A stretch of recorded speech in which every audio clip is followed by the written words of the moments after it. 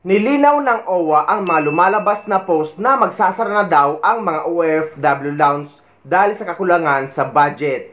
Ayon sa OWA ay hindi daw ito totoo dahil humihingi lang sila ng dagdag suporta at sapat na budget para tuloy-tuloy ang serbisyo ng OFW lounge dahil bukas ito 24/7 or 24 oras. Ngunit may pahayag talaga si OWA admin PY Kaunan sa budget hearing na kung may budget cut or hindi sapat ang pondo ng OWA ay posibleng hindi magtuloy-tuloy ang kalidad na serbisyo ng OFW lounge dahil tuloy-tuloy ang mga OFW na may umaalis 24 oras at may dumarating.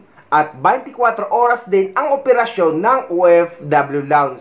Pero hindi ibig sabihin nito na magsasara na ang OFW lounge dahil sa kakulangan sa pondo kagaya sa lumalabas sa mga post. So, panoorin natin ang aktual na naging pahayag ng ating OWA admin PY Kaunan sa budget hearing sa Senado.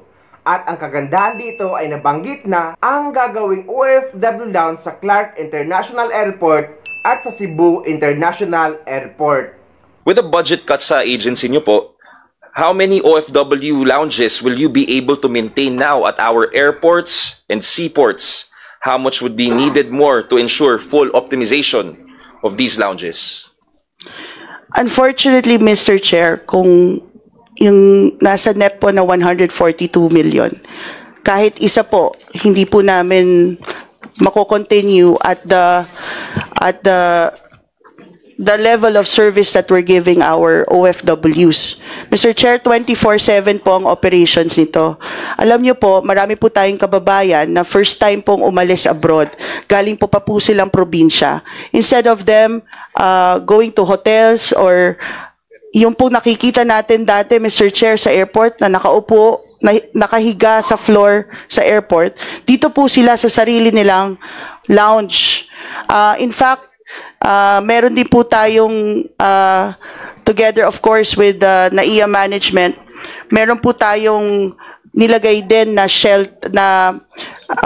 sleeping quarters, Mr. Chair. Kasi po may mga kababayan po tayo na darating po sa airport sa mga madaling araw po, yung flight po nila sa gabi pa or sa hapon pa po, dito po mararamdaman talaga nila yung sinasabi natin na bagong bayani sila.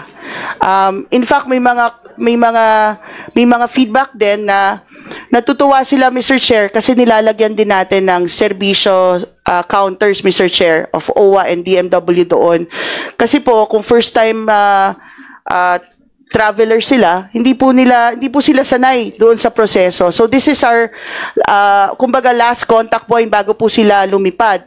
And ang maganda po, for example, yung sa Terminal 3 po natin, paglabas po nila ng OFW lounge, diretso na po doon sa OFW lane. So makikita nyo po na mas madali po at mas maayos yung experience ng ating mga OFWs.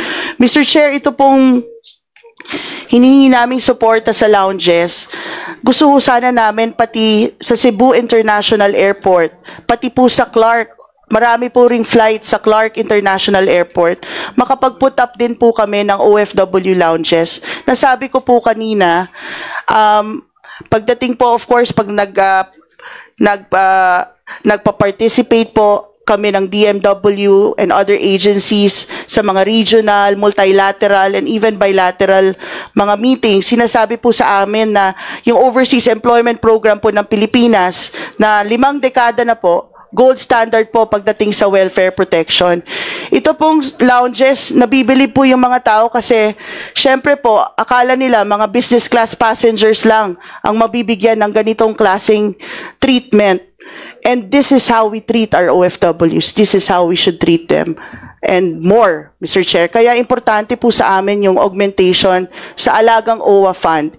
Ito po ay hindi contingent, ito po ay diretso and direct assistance para po sa ating mga kababayang OFWs at kanilang pamilya.